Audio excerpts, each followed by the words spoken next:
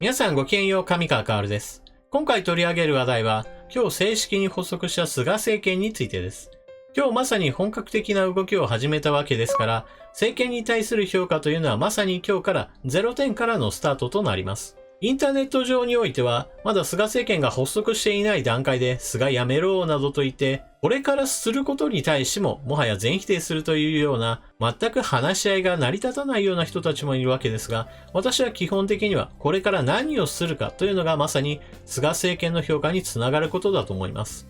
そして、現在菅政権がやろうとしていること、その見えることとしては2つあります。まず第1には行財政改革、そして第2は、アナログ文化が非常に強く残っている行政組織において、これらについてデジタル化を進めるという動きです。今日発表された大臣の顔ぶれについて言っても、このような性質というものが現れています。まず第一に、安倍政権の基本政策を引き継ぐというのですから、ある程度大臣の顔ぶれというものは留任、再任された方、もしくは返り咲きという方もおられて、ある程度安倍政権の色というものは残っています。一方で菅さんのやりたい行財政改革やデータ庁の動きなどについても、その担当大臣から菅さんの意気込みが伝わってきます。行財政改革の担当となったのは、河野防衛大臣の横滑りの大臣就任でした。河野大臣はかねてから総裁選に出ていずれは総理になるんだということを公言している人物です。ですから、与えられた職務については手抜きをしていては当然のように自分自身の将来を閉ざしてしまいます。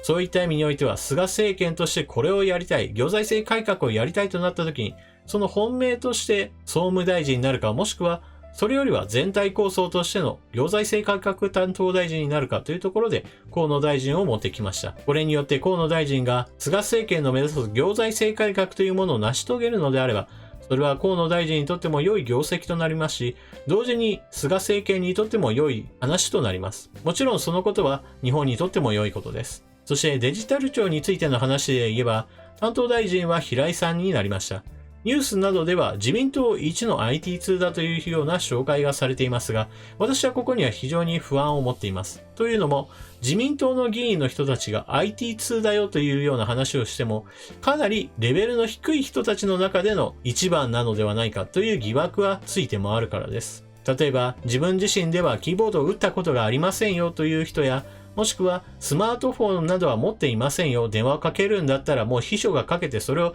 受けて話すだけですよといったような形でかなり旧時代な生活をしている議員の方もおられます。また国会の質疑応答などを見てもほとんどが紙の資料を見て喋りながらという話で誰もタブレットなどは使いません。このタブレットなどが使えない理由としては国会にそうした電子機器を活用するルール作りというのがされていないからだそうです。このような点もかなりアナログチックな旧時代の遺物、旧時代のルールというものが幅を利かせている現実です。そのような国会の世界の中において自民党一の IT 通だよと言われても私はどうしても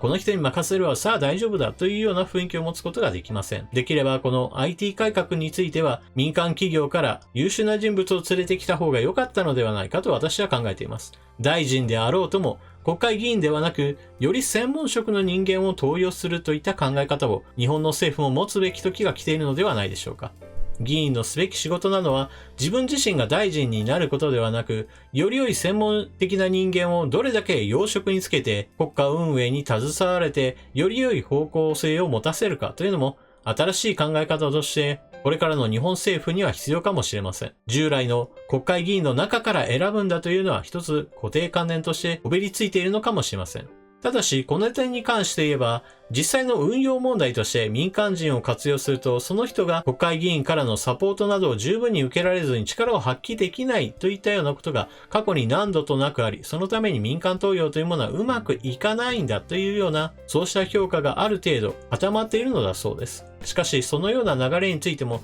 いずれは改革していくその対象となるのではないでしょうか。このように菅政権として取り組みたいとしている行財政改革に河野大臣、そして IT 改革などに取り組む担当大臣などにも、一応自民党一の人物を当てたというのは、いわゆる手堅い人事采配だったと言えます。このようなことから、菅政権の一つの特徴としては、まずスキャンダルは出にくいのではないかということです。以前大臣職をやっていたよという人であれば、何かスキャンダルがあるのであれば、これまでにももう出ているはずですし、大臣になった人たちというものを基本的には当選回数というものもそれなりに多いわけですから、これまでに何か問題があれば野党が追及していたはずです。今回の大臣の顔ぶれを見ていくと、全体として言えるのは少なくとも仕事をする人たちであろうというふうには見えるわけですから、変につまずくというような形にはならないでしょう。そういった意味では気になるのは解散総選挙をどうするかです。菅総理はこれまで新型コロナウイルスの問題がある程度沈静化するまではなかなか選挙といったものはできないのではないかというような話をしているわけですが、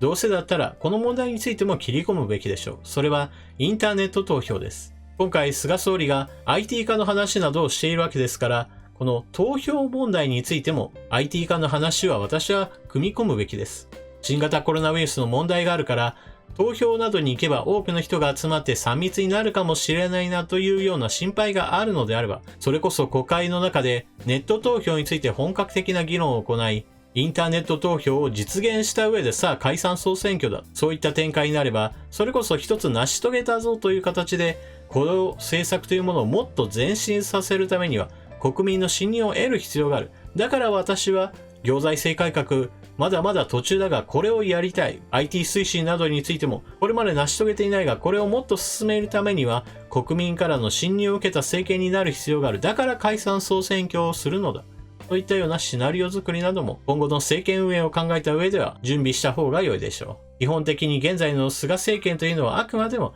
安倍総理の体調問題によって、このまま続けるのが難しい。だから変わってくださいという話で、政権が発足したわけです。ですから、菅政権というものはどこかでどうしても国民の信任投票を受ける必要があります。そのような信任投票を得ない形での改革を実行するというのは、政権の正当性などについて、いちいち何度となく突っ込みを受けるわけですから、そのような状態が良いわけではありません。現在テレビなどにおいては、そのような実績を作り出すよりも前に、現在の自民党の支持率から考えて、もうすぐにでも解散総選挙に打って出るべきだという考えもありますが、私のように何かしら一つの実績を上げた上で、もっと推進するためには皆さんの信任が必要ですといった、そういった案なども一つの策だと思います。何にしても菅政権が掲げている政策というものは前進させなければ意味がありません。成し遂げなければ結局は旧時代の遺物というものが残り続けて、日本というものは IT 化も遅れているし、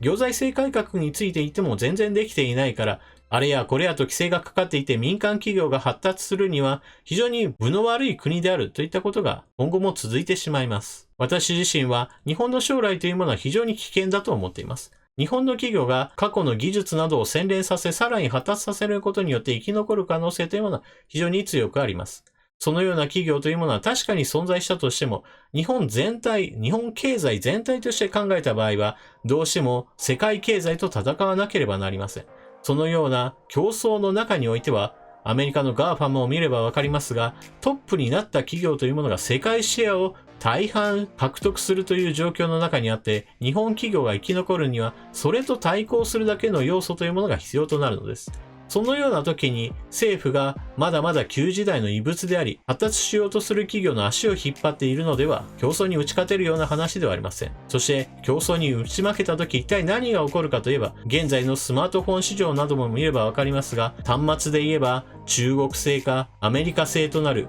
もしくは OS で言えば Apple と Google による OS によって 100% に近い状態であるといった場合にして、他国の技術に丸々依存し、大きな利益についてもやはり日本企業ではなく海外へと散ってしまうというその構造による敗者となってしまうのです。日本政府の存在というものが日本企業の発達にとって邪魔にならないような正確なものでなければなりませんし、もしくは日本政府が日本企業の発展を促進するような存在であればなお良いのです。現在の日本政府というのは残念ながら旧世代の遺物をどんどんと内側に抱え込んだ状態で十分な規制緩和などもできていませんし、必要な意識改革などについても十分啓蒙できているわけではありません。